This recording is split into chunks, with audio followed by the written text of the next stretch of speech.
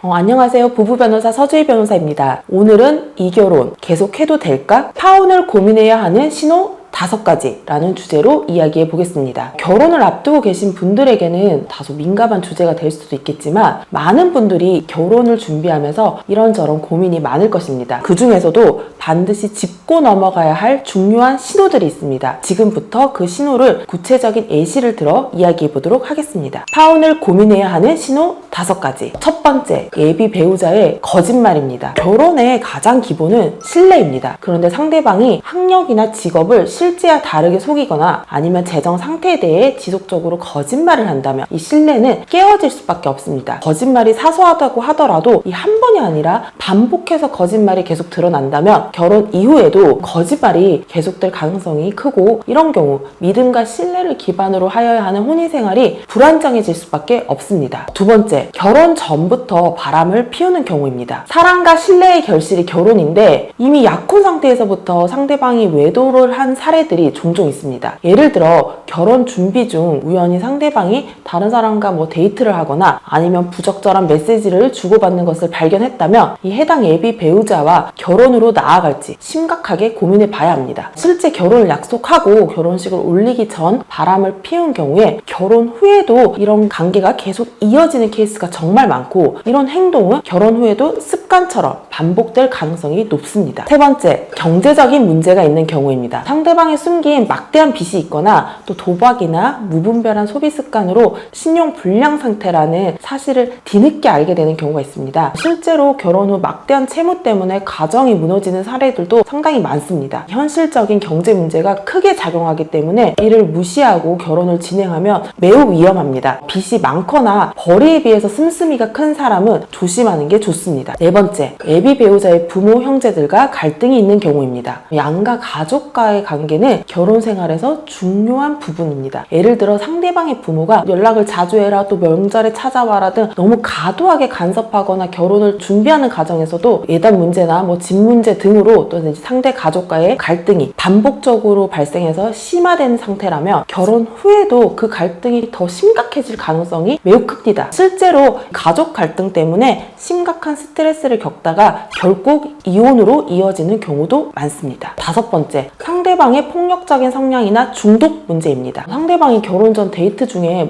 폭력을 행사하거나 폭언을 했다면 이는 절대 가볍게 넘겨서는 안 되는 문제입니다. 상대방이 다시는 이런 일이 없을 거라고 빌면 또 마음이 약해지고 결혼하면 달라지겠지라고 생각하시고 결혼을 했다가 결혼 후에도 또 반복되는 폭력이나 아니면 다른 술 문제, 이런 부분들로 결국에는 이혼을 하는 케이스가 너무나도 많습니다. 폭행은 하지 않더라도 말만 하면 욕을 달고 사는 사람이나 아니면 물건을 집어 던지고 고압적인 태도로 상대를 심리적으로 위축시키는 경우에도 마찬가지입니다. 술이나 도박 같은 문제로 생활에 큰 지장을 주고 이를 스스로 제어하지 못하는 모습을 보였다면 결혼 후에도 이러한 부분들이 악화될 가능성이 매우 높습니다. 술이나 도박 등을 제어하지 못하는 경우 직장을 꾸준히 하지 못해서 경제적인 문제로 이어지는 경우도 매우 많습니다. 이런 경우에는 반드시 전문적인 상담과 함께 결혼을 신중하게 고민해 봐야 합니다. 파혼을 결심했다면 어떤 현실적인 절차를 준비해야 하는지 구체적으로 말씀드리겠습니다. 먼저 예물과 예단, 또 결혼 준비에 들어간 비용을 꼼꼼하게 정리해둬야 합니다. 서로 간의 합의가 이루어지지 않으면 법적 다툼으로까지 이어질 수 있으니 미리 지출 영수증이나 송금 내역 등 정확한 증빙 자료를 증거로 남겨두시는 것이 좋습니다. 또한 파혼 사실을 가족과 주변 사람들에게 어떻게 설명할지도 미리 준비해두시는 것이 좋습니다. 이때는 상대방에 대한 지나친 비난은 오히려 명예훼손죄에 해당할 수도 있으니 파혼 사실을 최대한 간결하고 명료하게 이야기하는 것이 좋습니다. 부정행위 그리고 폭력 등 파혼에 명백한 책임이 상대방에게 있는 경우에는 손해배상 책임을 상대방에게 물을 수도 있으므로 관련한 증거를 가지고 전문 변호사와 상담을 받아보시는 것이 좋습니다. 만약 파혼 시기를 놓쳐 결혼을 하게 된 후 문제를 느낀다면 어떻게 해야 할까요? 신혼이혼을 고민하게 될 수 있습니다.